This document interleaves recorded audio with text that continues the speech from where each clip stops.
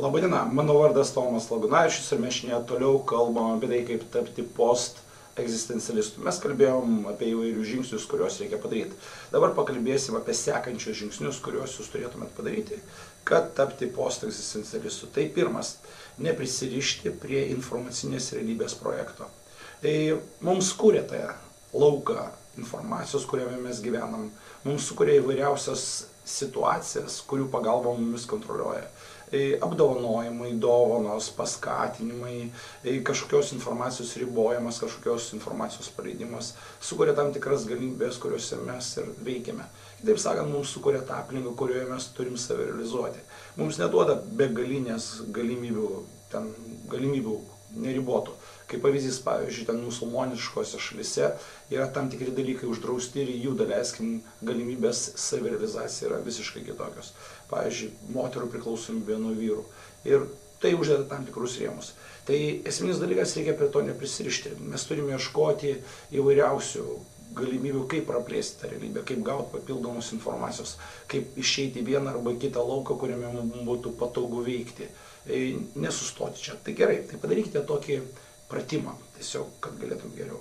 Stebėkite savo gyvenimo scenarius, pagalvokite, kas jums juos suformavo, kas uždėjo tam tikras ribas, apribojimus, kodėl jie skatina jūs reaguoti vienu arba kitu būdu, kaip jie užprogramavo, kažkas tai, tėvai, informaciniai šaltiniai ar dar kažkas tai, kaip jie jūs užprogramavo, kaip jie paskatino jūs pasielgti vienaip arba kitaip.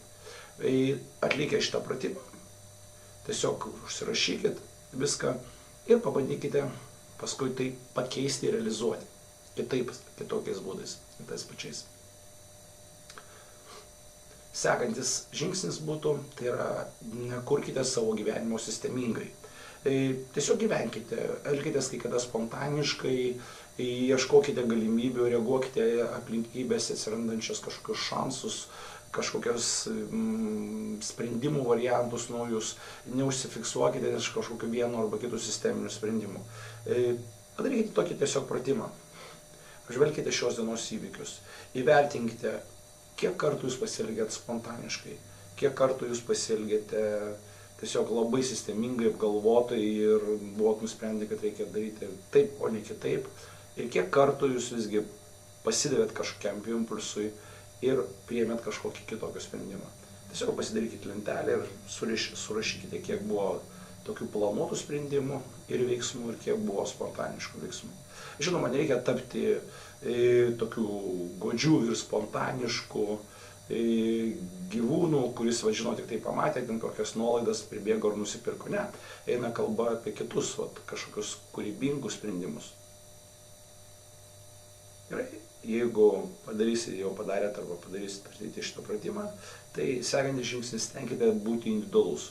Individualus jūs turite būti ne tik tai savo kažkokiam vidiniam mąstymui, bet stenkitės ir išorėje būti individualus. Reikia susikurti tokį įvaizdį išorinį ir vidinį, kurio pagalba jūs galėtumėt save pristatyti kaip kitokį. Tai neturi būti kažkoks priverstinis primetimas savo, kad turi būtinai būti kažkoks kitoks.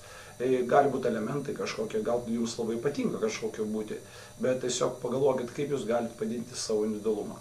Todėl atlikite paprastą pratimą, pasidalinkite popieriaus lapą į dvi dalis, parašykite vienoje pusėje mano vidus, mano išorė, kitoje pusėje ir pabandykite surašyti, kokie požymiai jūsų, lyginant su kitais žmonėmis, yra išskirtiniai, individualūs ir tie, kurie yra tokie tiesiog standartiniai, atitinkantis vieną arba kitą subkultūrą. Nes visi mes priklausom kažkokiai vienai arba kitai subkultūrai arba subkultūrom, tai todėl įvertinkit, kur jūs priklausot kažkokiai subkultūrai, sekat kažkokios tam tikras tendencijas ir kur jūs elgiatės individualiai. Užduotis labai paprasta - padidinti individualių, išorinių ir vidinių savo bruožų. Tai šiandien tiek, sėkmės jums visiems, bandom po truputį, žengiam žingsnį po žingsnį.